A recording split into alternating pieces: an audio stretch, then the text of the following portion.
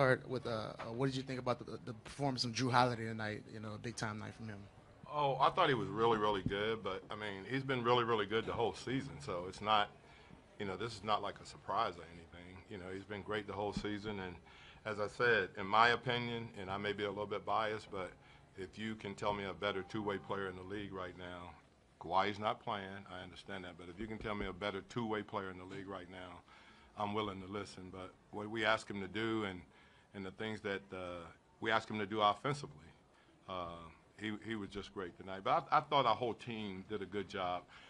Once again, I thought it was a good team win because when we needed guys to step up, we had different guys that stepped up and made big plays for us. On the left, please. Just kind of overall thoughts, Alvin, on leaving here 2-0. I don't think anybody predicted. I think everybody on ESPN, 22 analysts, picked Portland to at least win one of these games, and now you're leaving here, going back to New Orleans up 2-0. I guess it's great that we don't listen to the analysts then. To me, we got 2 wins. We still got to get 2 more wins. So we're not, overly excited about anything because, we still have 2 more games that we have to win. And we're playing against a really, really well-coached, great team. And, we've done an exceptional job on those 2 guards, and you never know when they're just going to go off. And so we're not celebrating anything. We're not doing anything. We've got 2 wins. We have to come up with 2 more. That was our message to the team, and that was their message to each other, that we hadn't done anything yet. We've got 2 wins unless we got to try to find a way to get 2 more. In the middle. Alvin, Mark Schwartz, ESPN. A couple of questions about Drew. First of all, his role in defending their guards, it seems to be the central aspect of your game plan. Can you talk about some of the things that he's been doing on the floor with all the offense? And secondly, why do you think he is not clearly the guy that everybody thinks about when they think of two-way players in the league? I don't. First, I'll answer the second part first. I don't understand because he's done it the whole season. This is not something, that has happened over the last, 10, 12 games. He's done it for the entire season where we ask him to guard the best perimeter player, and we ask him to do it while we're also wanting him to get 20 points for us every night out. So it's really tough. And, I think what he is, he just locks in. I mean, we ask him to guard, both those guys. If one heat up a little bit, then we put him on that particular guy, and he's answered the bell every time. So, as I said, I just thought that he started the game tonight really getting the ball and driving it to the basket and was able to, to score some easy hoops, driving it to the basket, and then, they began to switch, and we liked the mismatch that he had when they switched the things, and I thought he just came through for us. On your left, Coach. Rod Walker with the New Orleans Advocate. Coach, how big was that stretch there in the end of the third quarter when Drew picked up his 4th foul and the team was able to kind of withstand that and outscore them 12 to 10 to close the quarter? I think he's smart enough to play with fouls, and more so than anything, we wanted to get him out for a few minutes to give him a rest because we knew that, down the stretch we were going to have those guys. And what we try to do over the course of the game is that we try to save as many timeouts as we can so that if we have to use them as rest timeouts, we can use them as rest timeouts also. In the middle, Coach. Oven from Hoops UIL. Rajon Rondo had 17 assists in the first game, and tonight it seems like Portland managed to deflect some of his pass to Davis. Instead, he gave you 2 clutch 3-pointers and several points at the fourth quarter. Were you expecting this kind of offensive performance from him? Well, I don't know where that playoff Rondo name came from. I don't know who came up with that, but he is a guy that, if you can remember last year in the Chicago-Boston series, he had them in the same situation, where they went in and won 2 games in Boston and then he was hurt. But he's just a guy that he really have command of the team. The guys really believe in him. They swung him the ball and they wanted him to shoot it, and in those situations, I like his chances because I know, what a competitor he is, and I know that the chances of him making that shot are pretty good if they're going to leave him wide open. You knew the way y'all were trapping Dame, eventually he would start trying to force his way into this game. He hit that big 4-point play to tie the game. What did you think about the way the team responded from that point? Oh, as I said, I got so much respect for Lillard. You know, I just think he's one of those guys that you know, he's going to try to will his way through anything. And you know, he's always been a guy that had to earn it. You know, no one really, you know, had to go to school at a place, didn't get very many offers. So, you know, you got to understand that he's never going to give up. You know, he's never going to give up, and he's going to continue to attack and attack and attack. And I thought we responded well.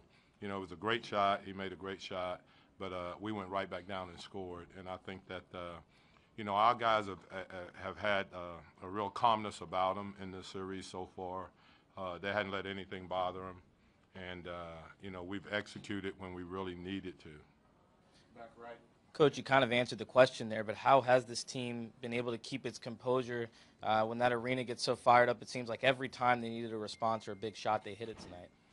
Well, you know, we've been a pretty good road team all season long. You know, as a matter of fact, I think we had the 4th best road record or 5th best road record in the league. So, you know, it's not unusual for us to play well on the road. And I just think our guys just felt like if we came in here and played to the abilities that we have and what we could do, that we would put ourselves in a position to win, and then we would have to make plays down the stretch to do it.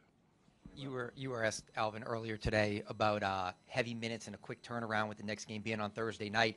Is that almost a positive now that you're up 2-0, that your team is going to play so soon with so much confidence?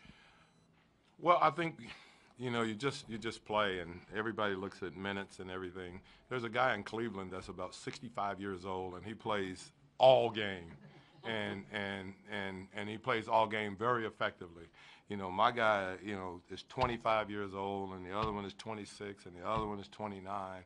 So, you know, I don't worry about minutes at this stage. I really don't. You know, I mean, LeBron does it every night. 82 times he's done it, and 82 times has been way over 30 minutes.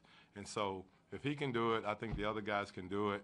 And to me, at this stage, you know, you want your best players on the court as many minutes as they can possibly be out there. So, you know, I don't worry about the minutes that we're playing them. You know, we can rest all the way. We got a 4-hour plane ride that we can rest and sleep, and nobody will bother them. Yeah. Coach, first playoff game in New Orleans in 3 years coming up on Thursday night. What are you kind of expecting from the crowd on Thursday night? You know New Orleans. I don't have to tell you about that. It'll be about as festive as you can get there, and it'll be loud and you know, very supportive, and that's the thing that I like about the people in New Orleans. But you know what? In all honesty, guys, they've been that way when we've struggled. You know, obviously we've struggled for 2 years, and they've been very supportive and very positive. And you know, this will be great for them, and nobody is more deserving than the fans that we have.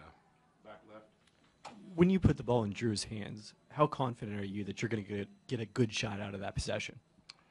Pretty confident. You know, pretty confident. I think you know, he's so underrated as a you know, as just a guard that can do things on the floor. You know, he can get to the basket against just about anybody that there is.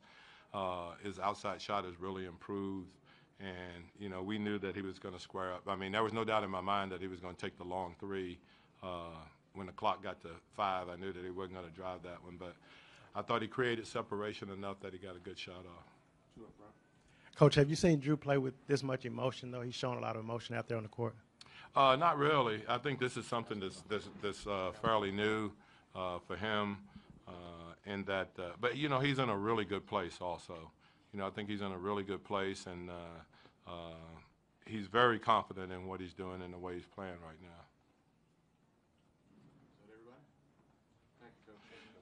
We still got 2 more games to win, so we're not celebrating anything, okay? Oh, go ahead. Oh. Just a quick one. Why is it that Drew is in such a really good place, I guess, personally? Well, I mean, he's been through some tough times lately. You know, I mean, he's been through some tough times. I mean, first year he's injured. He's on, you know, minute restrictions throughout the greater part of the season. And then, I mean, everybody's familiar with the situation with his wife and what they had to go through there. And everybody's like healthy and in a good place now. And so I think, mentally he's in a real good place. Sorry, Coach. Last question. Yes, you're right. Yeah. A lot about offensive rebound. Oh, sorry. You talked a lot about offensive rebounds. They had 10 in the first half, and then things changed a little bit in the second half, and you had a couple of big ones late off the missed free throws. What changed? I thought we were a lot more active as far as boxing out. They're really, really a good offensive rebounding team in that when the ball goes up, they're always trying to maneuver to get inside position, and they do a great job of it. I just thought that we had to be much more aware when the ball is shot. We had to try to step out and make contact first before we pursued the ball, because when we didn't do that, a lot of the times that they beat us, especially early in the game, they just beat us to the ball. All right, thanks, guys. Thank you, Coach.